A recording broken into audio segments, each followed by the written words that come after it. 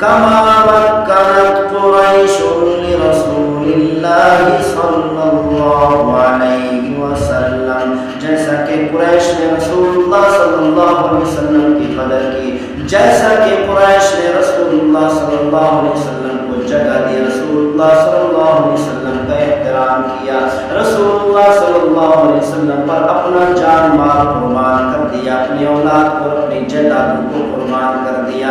سیدنا ابوبکر صدیق رضی اللہ تعالیٰ 6 ریشم کی دکانوں کے مالک تھے، ساری کی ساری دولت کو پیغمبر صلی اللہ علیہ وسلم پر قربان کر دیا۔ سیدنا عثمان غنی رضی اللہ تعالیٰ نے اپنی دولت کو پیغمبر پر قربان کر دیا، اور اسی طرح حضرت خدیجہ رضی اللہ تعالیٰ عنہا نے اپنی ساری کی ساری دولت کو پیغمبر صلی اللہ علیہ وسلم پر قربان کر دیا۔ امام مہدی علیہ السلام ظاہر ہونے کے بعد اس لشکر کے اندر شامل ہو جائیں گے۔ جو مسلمانوں کا لشکر مشرق سے آئے گا، خراسان سے آئے گا۔ آج کل خراسان افغانستان کا صوبہ ہے۔ اگر زمین کو دیکھا جائے، رقبے کو دیکھا جائے تو خراسان اور بلوچستان ایک ہی زمین اور ایک ہی علاقہ لگتا ہے، ایک ہی رقبہ لگتا ہے۔ ان احادیث مبارکہ کو دیکھا جائے تو خراسان اور افغانستان کا مشترکہ لشکر امام مہدی علیہ السلام کے پاس جائے گا، اور امام مہدی علیہ السلام اس لشکر کے اندر شامل ہو کر خفیہ طاقتوں کو پاش کریں گے، اور زمین کے اندر سے ظلم و ستم کا خاتمہ کر کے عدل و انصاف سے زمین کو بھر دیں گے۔ اس کی وجہ یہ ہے کہ عرب کے لوگ عیاشی کے اندر مبتلا ہو چکے ہوں گے، پیسے کے اندر، دولت کے اندر گم ہو چکے ہوں گے۔ آج کل اگر دیکھا جائے تو یہی حالات نظر آ رہے ہیں کہ ہندوستان کے مسلمان، افغانستان کے مسلمان، پاکستان کے مسلمان الحمدللہ دین پر عمل کرنے کے لیے عمل پیرا ہیں، دین پر عمل کرنے کے لیے اپنی جانیں قربان کر رہے ہیں، اپنی جانیں لٹا رہے ہیں۔ ذہنی حالات سے بھی ثابت ہوتا ہے جو پیغمبر صلی اللہ علیہ وسلم نے ارشاد فرمایا تھا، امام مہدی علیہ السلام کا تعامل کرنے کے لیے، امام مہدی علیہ السلام کے ساتھ مل کر کفریہ طاقتوں کو پاش کرنے کے لیے جو لشکر آئے گا، عرب سے نہیں آئے گا، سعودی عرب سے نہیں آئے گا، کویت سے نہیں آئے گا، مصر سے نہیں آئے گا، شام سے نہیں آئے گا، عرب کے کسی ملک سے نہیں آئے گا۔ پیغمبر صلی اللہ علیہ وسلم نے فرمایا وہ مشرق سے آئے گا۔ ایک حدیث شریف میں ہے جیسا کہ آپ کے سامنے بیان کی گئی کہ خراسان سے آئے گا۔ اسی لیے اللہ تعالیٰ پیغمبر صلی اللہ علیہ وسلم کے فرمان کو پورا کرنے کے لیے پاکستان کے اندر دینداری کو زیادہ کر رہے ہیں، افغانستان کے اندر اسلامی قانون کو نافذ کروا دیا، اور ہندوستان کو بھی اللہ تعالیٰ جرأت دے رہا ہے کہ مسلمانوں کا مقابلہ کرے، مسلمانوں کے ساتھ چھیڑ چھاڑ کرے، تاکہ مسلمان مل کر غزوہ ہند قائم کرے، ہندوستان کے مقابلے میں جنگ کرے اور ہندوستان کو فتح کرے، اور ہندوستان کے بادشاہوں کو زنجیروں سے جکڑ کر ہندوستان کے تمام خزانوں کے مالک بن جائے، اور پورے کے پورے ہندوستان کی زمین کے مالک بن جائے۔ آج جو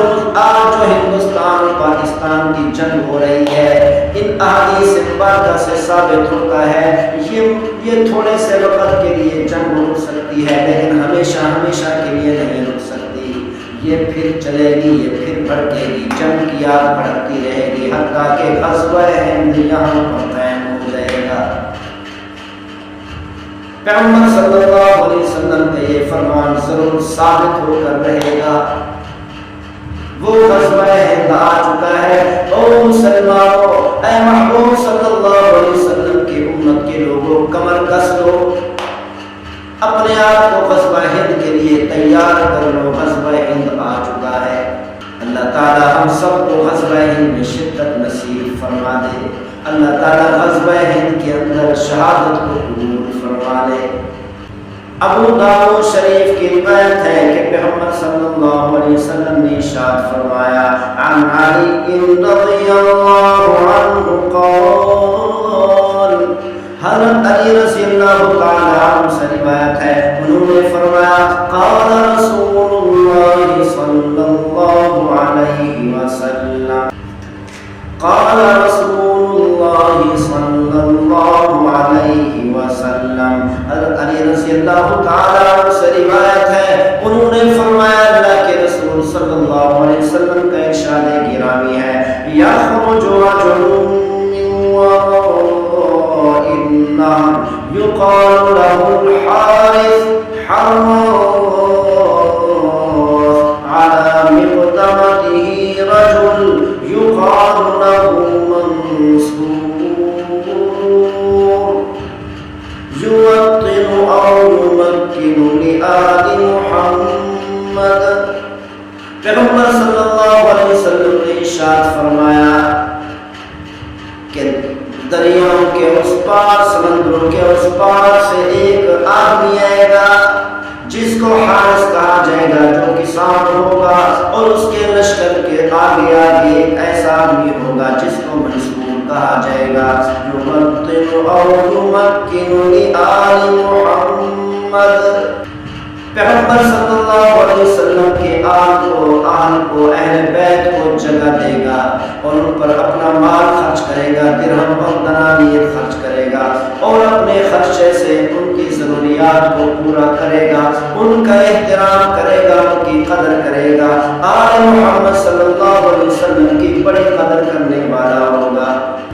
کما مکنت قریش لرسول اللہ صلی اللہ علیہ وسلم، جیسا کہ قریش نے رسول اللہ صلی اللہ علیہ وسلم کی قدر کی، جیسا کہ قریش نے رسول اللہ صلی اللہ علیہ وسلم کو جگہ دی، رسول اللہ صلی اللہ علیہ وسلم کا احترام کیا، رسول اللہ صلی اللہ علیہ وسلم پر اپنا جان مال قربان کر دیا، اپنی اولاد کو، اپنی جائیدادوں کو قربان کر دیا۔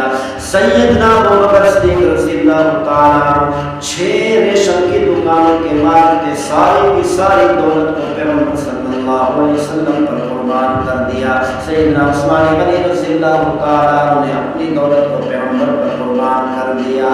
اور اسی طرح حضرت خدیجہ رضی اللہ تعالیٰ عنہ نے اپنی ساری کی ساری دولت کو پیغمبر صلی اللہ علیہ وسلم پر قربان کر دیا، اور اسی طرح سیدنا فاروق اعظم رضی اللہ تعالیٰ عنہ نے اپنی ساری کی ساری دولت کو پیغمبر صلی اللہ علیہ وسلم پر قربان کر دیا۔ وجب على كل مؤمن